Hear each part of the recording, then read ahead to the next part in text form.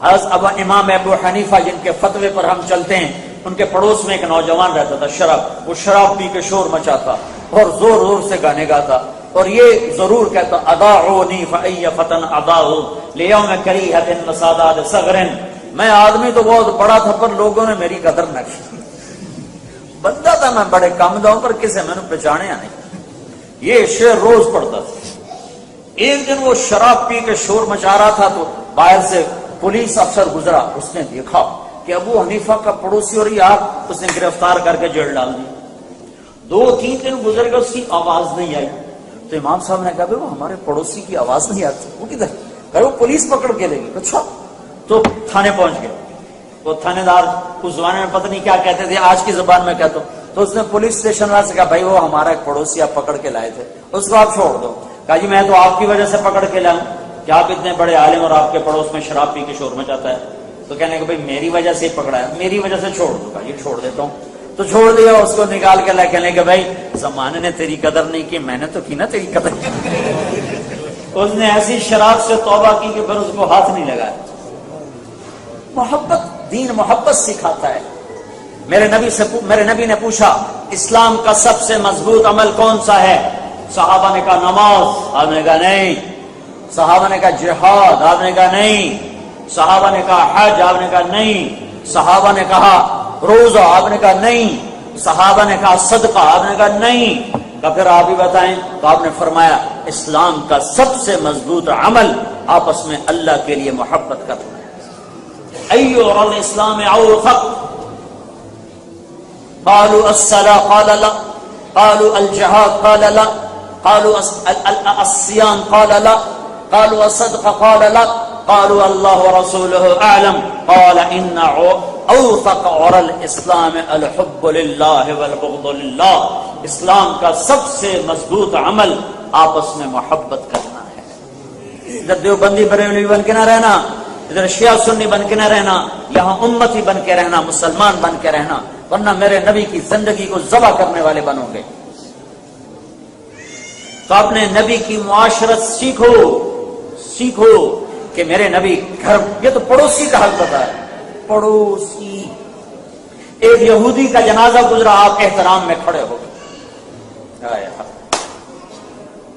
یہ ہمارے اخباروں والے پاکستان کا ازلی دشمن ہندو، پاکستان کا ازلی دشمن ہندو۔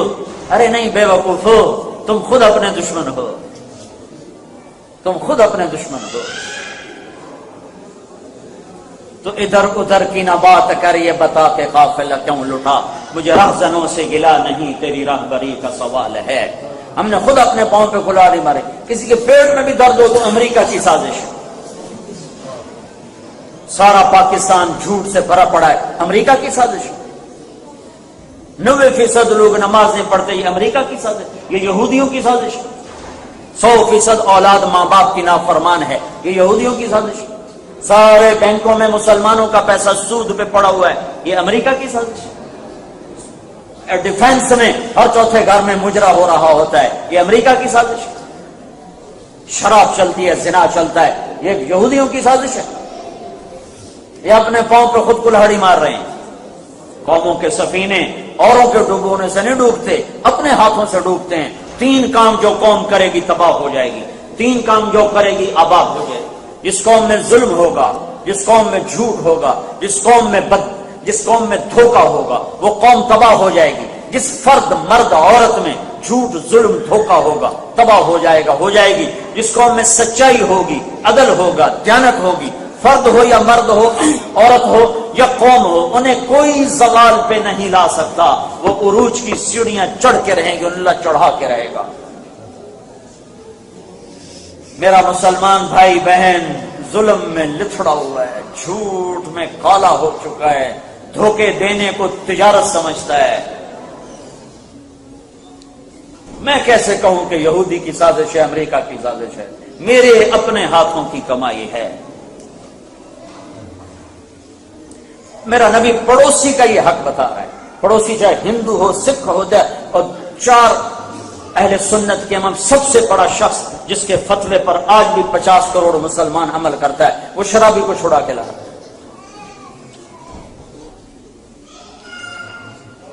میرا دین نفرت نہیں سکھاتا۔ جب پڑوسی کے ساتھ یہ حال ہے تو ماں باپ کے ساتھ کیا ہوگا، بھی بچوں کے ساتھ کیا ہوگا۔ میرے نبی نے فرمایا اگر میری ماں زندہ ہوتی تو لوگ دیکھتے میں عشاء کی نماز پہ مصلی پر ہوتا اور میں سورۃ فاتحہ پڑھ رہا تھا اور ادھر سے میری ماں کہتی محمد، تو میں اس کے لیے نماز توڑ دیتا۔ یہ زندگی نبی سکھائے گا، اس کے لیے مدرسے قائم کرو جو تمہارے بچوں کو دین سکھائیں۔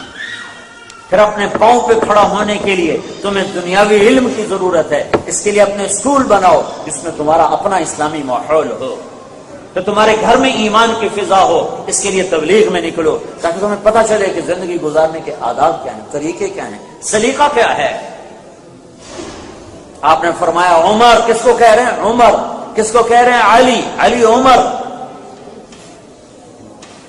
مقرب ترین صحابہ۔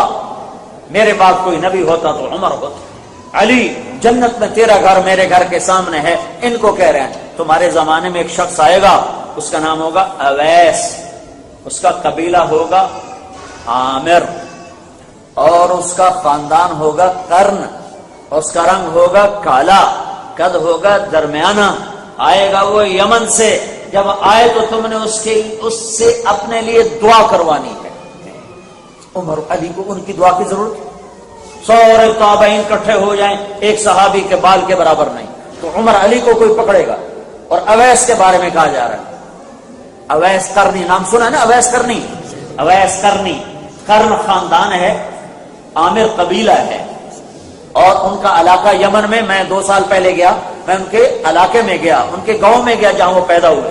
جس جگہ وہ گاؤں تو اب متعین نہیں، لیکن وہ وادی متعین تھی کہ یہاں اویس قرنی پیدا ہوئے، اور ان کے خاندان کے ایک شخص سے ملاقات بھی میری ہوئی۔ تو آپ نے وجہ کیا بتائی؟ کہ وجہ یہ ہے عمر علی، وجہ یہ ہے کہ جب وہ یوں ہاتھ اٹھاتا ہے تو اللہ خالی نہیں لوٹاتا۔ کیوں؟ کہ اس نے ماں کی ایسی خدمت کی ہے، وہ جب ہاتھ اٹھاتا اللہ کہتا لبیک۔ تہجد، جہاد، نماز، روزہ، حج نہیں، ماں کی خدمت سے۔ حضرت عمر رضی اللہ عنہ خلیفہ بن گئے، ہر سال ڈھونڈے اویس اویس اویس، ملا ہی نہیں۔ ایک سال انہوں نے سارے حاجی اکٹھے کر لیے، حج میں ڈھونڈتے تھے، سارے حاجی اکٹھے کر لیے، کہا بھائی سب کھڑے ہو جاؤ، سارے بیٹھ جاؤ، یمن والے کھڑے رہو۔ کہا سارے یمنی بیٹھ جاؤ، بنو عامر کھڑے رہو، تو کھڑے تھے۔ کہا سارے بنو عامر کھڑے ہو جاؤ، کرنی بیٹھ جاؤ، کرنی کھڑے رہو۔ تو ایک آدمی بچا، تو آپ نے تصدیق کی تم کرنی ہو؟ جی۔ عامر سے ہو؟ جی۔ اویس کو جانتے ہو؟ ہاں جی، میرا بھتیجا۔ آپ کیوں پوچھ رہے ہو؟ تو پاگل سا ہے۔ بس عمر رونے لگا، نہیں وہ نہیں، تیرا دماغ کو ہلیا لگ رہا ہے۔ تو پوچھا کدھر ہے؟ کہا جی اونٹ چرانے گیا تھا، اونٹ چرانے۔ تو آپ نے علی کو ساتھ لیا، عرفات کو نکل گئے، دیکھا تو اویس ایک کیکر کے نیچے نماز پڑھ رہے، یہ دونوں جا کے ایسے بیٹھ گئے۔ انہیں محسوس تھا 2 آدمی آ گئے، تو انہوں نے نماز چھوٹی کر کے سلام پھیرا۔ تو عمر نے پوچھا کون ہو بھائی؟ کہا جی مزدور ہوں۔ تمہارا نام کیا ہے؟ کہا جی اللہ کا بندہ۔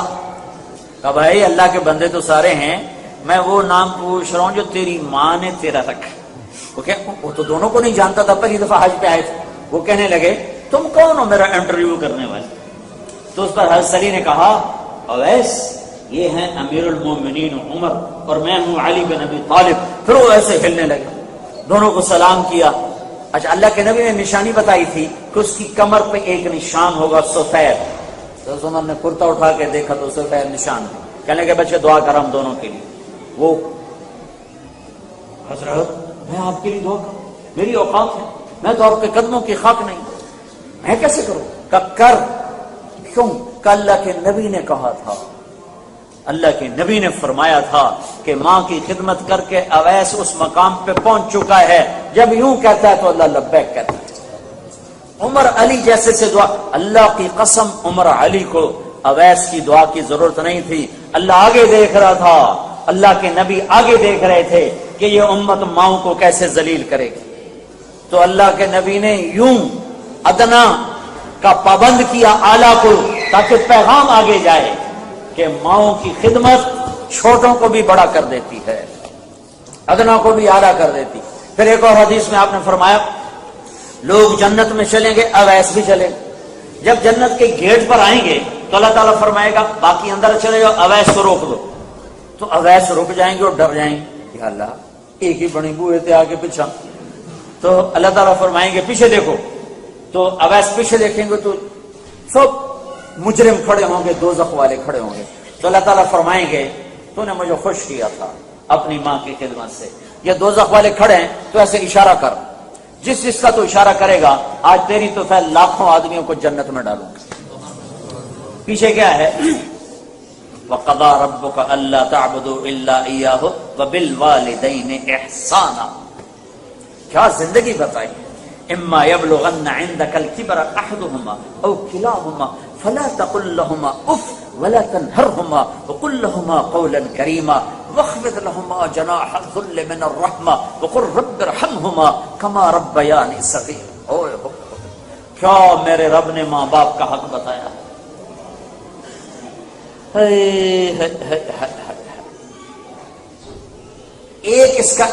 ایک آیت کو پیش کرتا ہوں، ایک آیت سے وَاخْفِضْ لَهُمَا جَنَاحَ الذُّلِّ مِنَ الرَّحْمَةِ۔ جناح آدمی کی ید ہوتا ہے، جناح نہیں ہوتا، یعنی بازو ہوتے ہیں، پر نہیں ہوتے ہیں۔ اللہ تعالیٰ کہہ رہا ماں باپ کے آگے پر بچھا دے، میرے کوئی پر ہیں، یہ تمہارے کوئی پر ہیں، اللہ تعالیٰ کہہ رہا پر بچھا دے۔ یہ پر بچھانے کا کیا مطلب ہے؟ میں جب کالج پڑھتا تھا، اسکول پڑھتا تھا جب میں، تو جب ہم گھر واپس جاتے تو ہمارے گھر کے قریب جنگل تھا، راوی کے کنارے ہم رہنے والے تھے، تو جنگل تھا، جنگل میں ہم شکار کھیلنے جاتے، اپنے ساتھ آٹا، دال، گھی، نمک، نوکر چاکر ہر شے لے کر وہاں جا کے ہم، ایک ہمارا وہاں چاچا سردار ہوتا تھا، اس کا ایک کوٹھا ہم قبضے میں کر لیتے، ہفتہ 10 دن وہاں پڑے رہتے، شکار کھیلتے، تیتر کا شکار ہوتا تھا۔ تیتر کو جب یہ آیت میں کسی تفسیر سے نہیں پڑھ کے بتا رہا، کسی تفسیر میں یہ لکھا بھی نہیں ہے، یہ وہ جو میری زندگی میں ایک تھوڑا سا وقت گزرا ہے وہاں سے میں نے اس آیت کو اخذ کیا ہے کہ جب ہم اس کو فائر کرتے تھے نا تو وہ تھوڑا سا اڑتا تھا پھر گرتا تھا، تو یوں اپنے پر پھیلا دیتا تھا اور سر یوں کر دیتا، ٹانگیں پیچھے چلی جاتی تھی اور گویا کہہ رہا تھا جی ہن مینو کو چھڈو، ہن میرا بس کوئی، وہ بھاویں کباب بناؤ تو بھاویں بھون کے کھاؤ۔ وہ گر کر اپنے زبان سے یوں کہہ رہا ہے کہ اب میں ذبح ہونے کے لیے تیار ہوں۔ میں اس آیت کو وہاں سے سمجھا کہ میرا رب کہہ رہا ہے ماں باپ کے آگے یوں ذبح ہونے کے لیے تیار ہو جاؤ۔